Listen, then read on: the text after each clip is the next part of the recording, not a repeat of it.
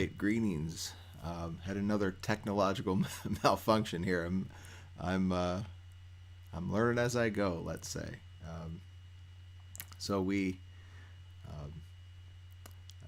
we made our way all the way through several sections of Cyril's commentary on Psalm 50, and sorry to begin with that depressing opening, but it's good to be back here, and this is going to be a bit of a shorter stream than I anticipated. I started right at right at 3 and went for about an hour, and again I just missed another part of the technology here, so I'm learning as I go. And hopefully we'll smooth this out as the more I do it. So just very experimental stage here still. But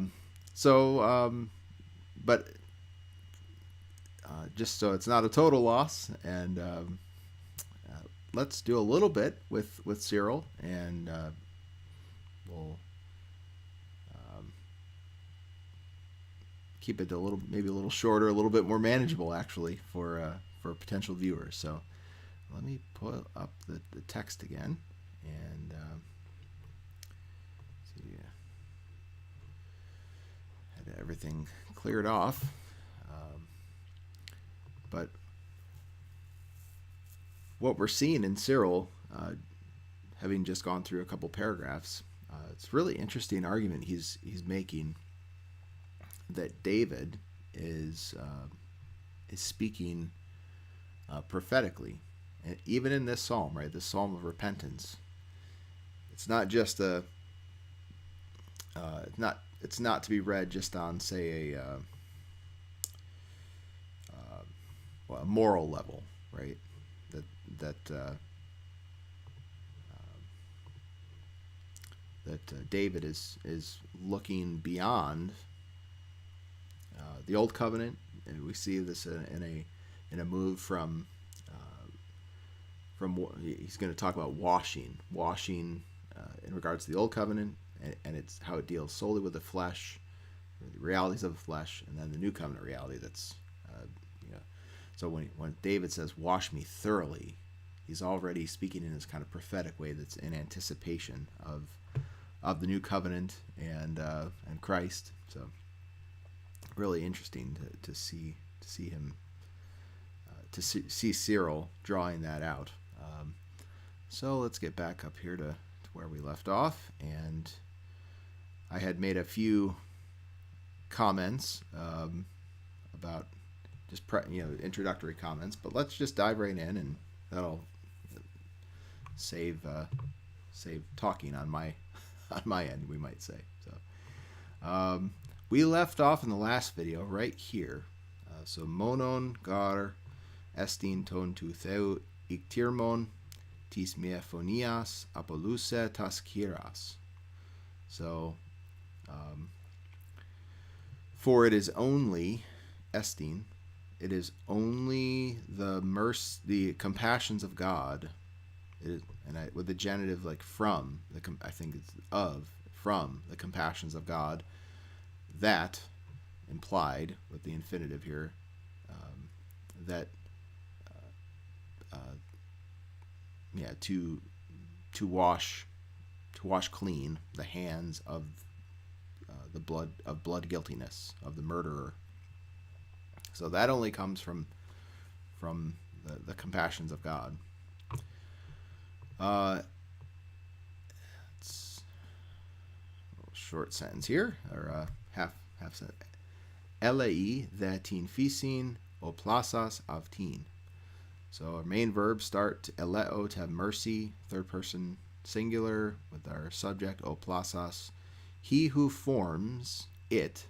What's the it? Well, nature, and by implication, human nature, right? The one who forms human nature is the one who has mercy on it. Right? So, Idegar ati poli nosusa to andranes, katasiete prokiros ista vevlia ti sarkos pathi.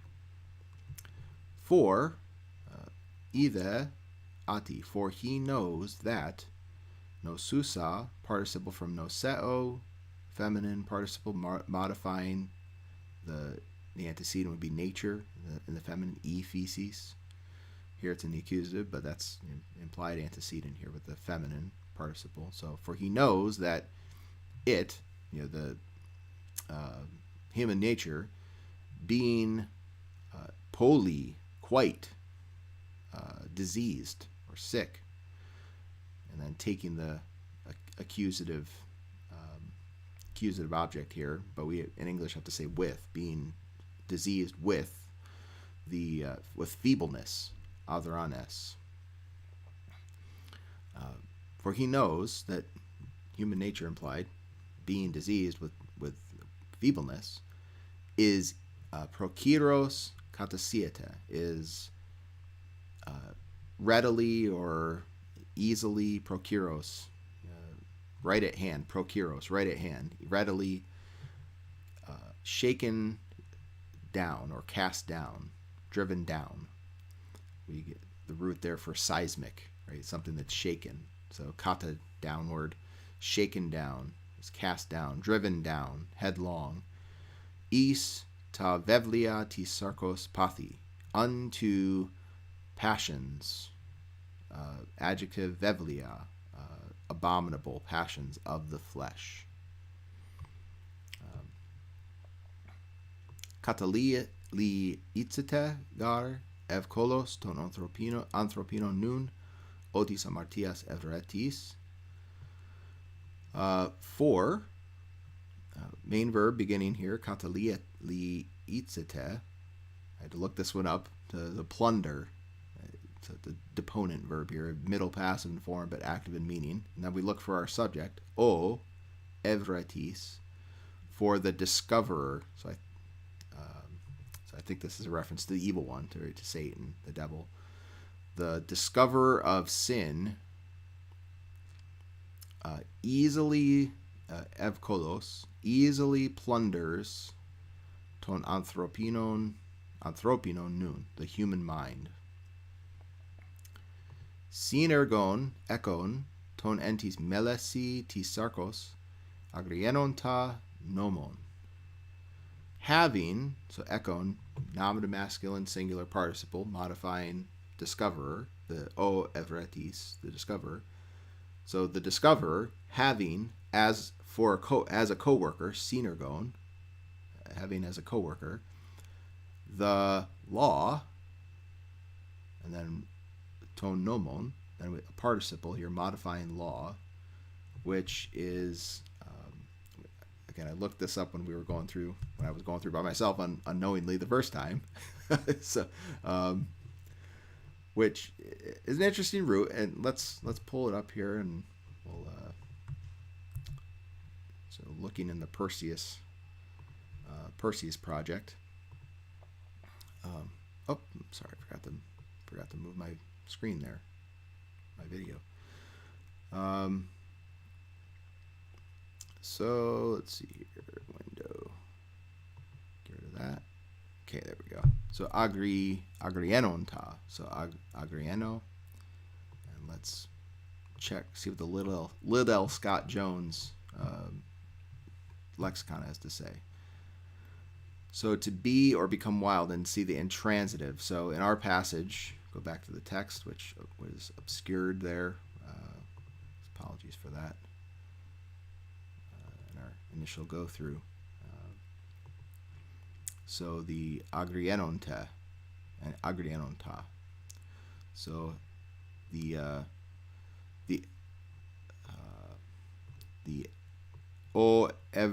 otis amartias evretis, the discoverer of sin, plunders, katalidzete gar evkolos ton anthropino nun, easily plunders the human mind. Synergon ekon ton entis melesi ti sarkos agrienon ta nomon, having as a co-worker, ekon synergon, ton nomon, the law, which, see, no direct object here, so the participle is not taking in any direct object, so it's intransitive. So the intransitive use, back to our morphology here, has the sense of to become wild. So like in this restive animal, right? And I think this is appealing. We're going to see later, Cyril's going to take us into like Pauline anthropology in Romans 7 and 8. But behind that, of course, is Romans 1, where those who worship creation rather than the Creator exchange the glory of God and become fools. And the Psalm text about those who worship idols become like them. So those who worship animals become themselves animalistic, like animals, become wilder. So angered, provoked, inflamed. So it has a kind of interesting chafe, right? To chafe. So a kind of interesting range of meaning there. That the law, the discoverer of sin, the evil one, has as a fellow worker, a co-worker, the law in our members, right? That the law of sin in our members that is chafing, that is wild, like a restive animal. So interesting anthropology there. Very Pauline, of course, as we'll see. Moving along quickly. Back to the... Oh, don't want to get rid of that, I suppose. Let's go back to the Greek text. And we see... This is something we'll see a lot of as we work in the Fathers. A lot of... They're like verbal adjectives. So you start with a verbal root and you put this eon ending on it. And it turns it into one must do. Whatever is the verbal root. Right? So one must... et cetera, et cetera. And so let's just good to recognize this form, and as you work in the Fathers, you'll see it again and again. So let's again go back to our morphology. Okay, there we go. Plug this in and see what we get. Prositeon. So yeah, verbal adjective of prosimi. So which is to go, to approach. So with this imperatival sense, one must do. An impersonal imperative sense, right? One must do this. So one must go to, one must approach.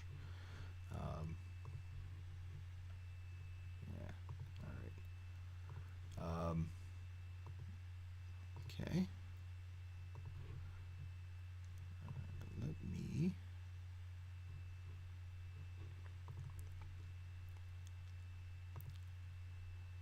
Okay. All right.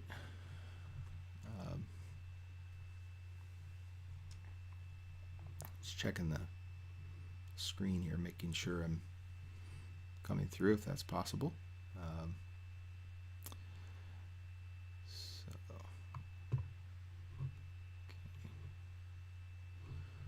All right, looks like we're rolling. It's great. And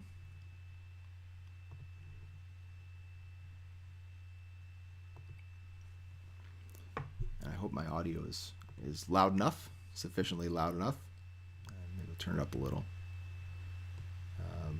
Okay, so we're making our way through here, looking at verbal adjectives with that eon root, or eon ending, so we can just recognize those for what they are.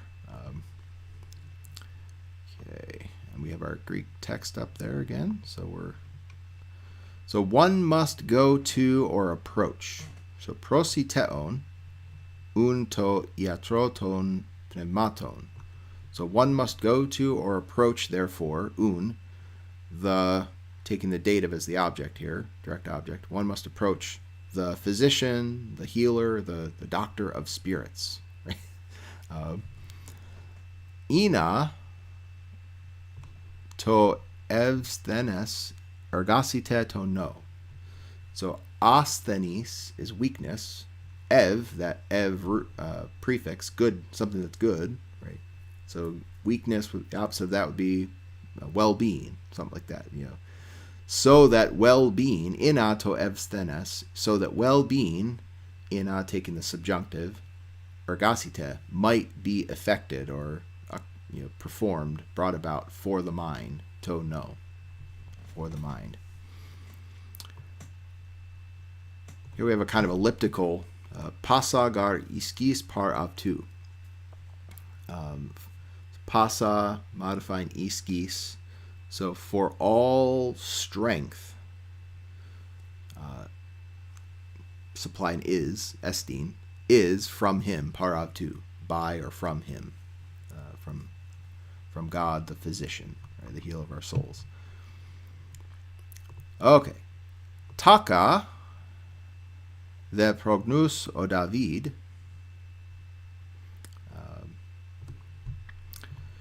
ati kata kerus epilamsi tis epigis o Christos exalifon pasan amartian tu kosmu.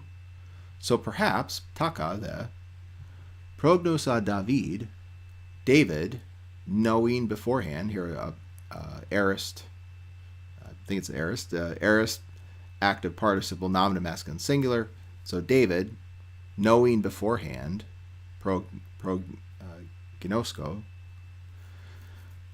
relative relative clause here, that ati katekerus, in due season, in time, in season, epilamsi, there's our main verb as part of this subordinate clause, epilamsi, now we're looking for our subject, o Christos, that Christ, in due season, the Christ will shine forth upon tis epigis, those on earth.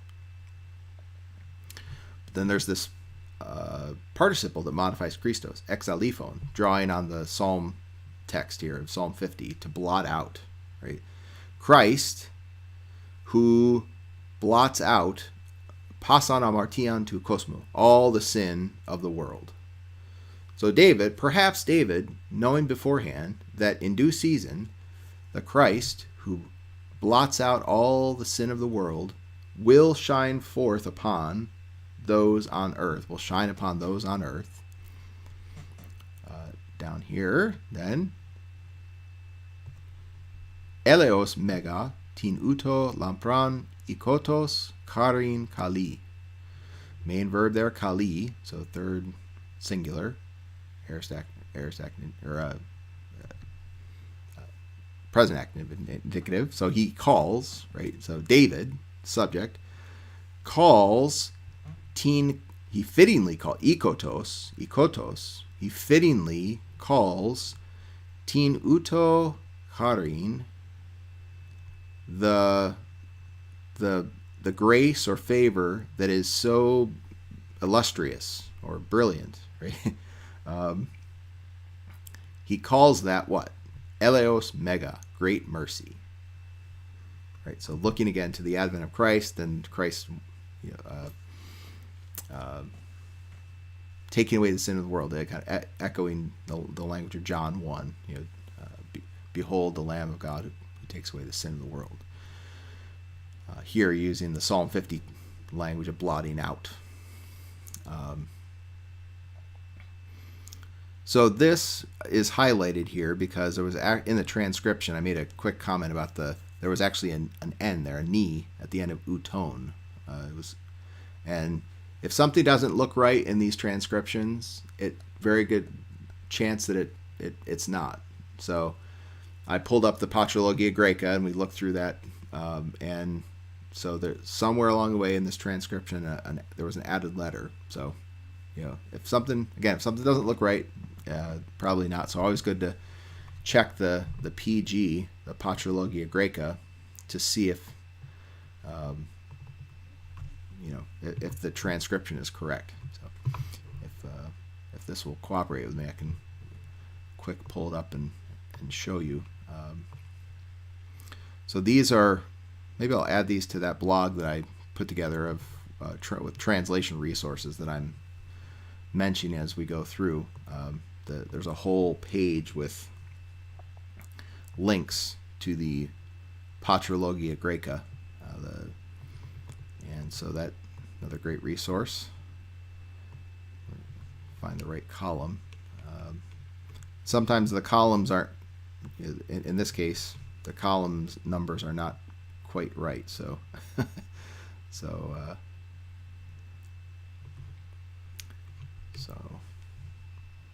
10. It's actually 1089, not 1098.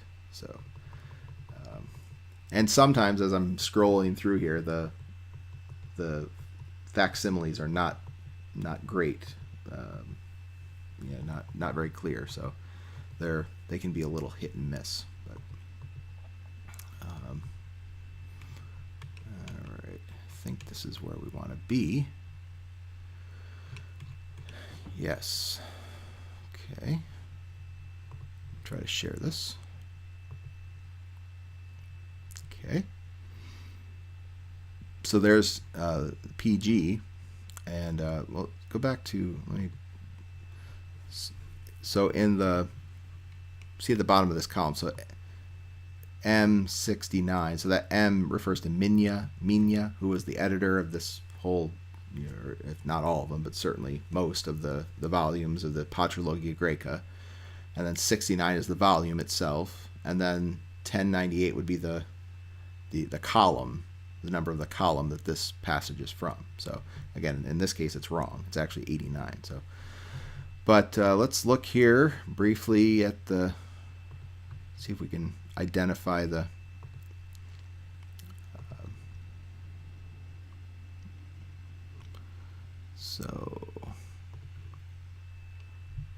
there it is, right here. Eleos mega tin uto lampron ikotos karin kali.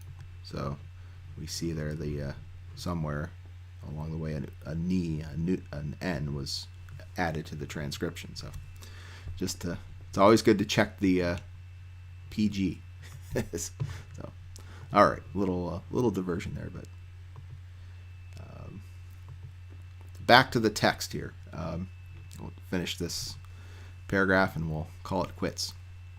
Maybe since this is a shorter video and I made it through all the next paragraph, maybe later tonight I'll finish up this next paragraph because it's fresh in my mind. But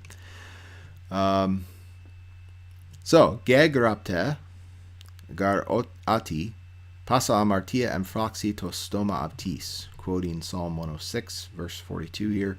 For it is written that all sin will block up its mouth. Interesting quotation there. So I guess the sense, right, that this, the quote from the Apostle Paul next will, I think, helps clarify the sense, right, that maybe the discoverer of sin, Satan, the devil, who has the co-worker of our this law of sin that's working in our members, it's restive in our wild in our members, and then this look to Christ as the one who blots out that whole reality, and that Christ, who is the one who the Lamb takes away the sin of the world, is the great mercy himself. So in view of that, right, in view of Christ who takes care of the whole cosmos, right, cleanses it, blots out the sin of the whole cosmos, in view of that, therefore it is written, all sin will stop up its mouth. There is no sin left to accuse us, right? I think that's the sense. Sin will be shut up. Its mouth will be shut up. Nothing to say. Katagar ton apostolon, for according to the apostle, theos o dikeon, tis o katakrinon, with a question mark there, right? So, for according to the apostle, kind of supplying if, right, or with God being the one who justifies, who is the one who condemns, right? From Romans 8. And this this last line, I'm not exactly sure the exact sense, but so he plimelima and anomima. So, but I'll have to do a little more work on this. But I'm suggesting he calls the error an iniquity, kind of supplying a verb there. For he, ati diplin, eki tu nomu paravasin, for he has a twofold transgression of the law, or it involves, could be impersonal, it involves a twofold transgression of the law, or he has, I think alluding to the adultery and murder with regard to Bathsheba and Uriah. But I have to do a little bit more work on that just for my own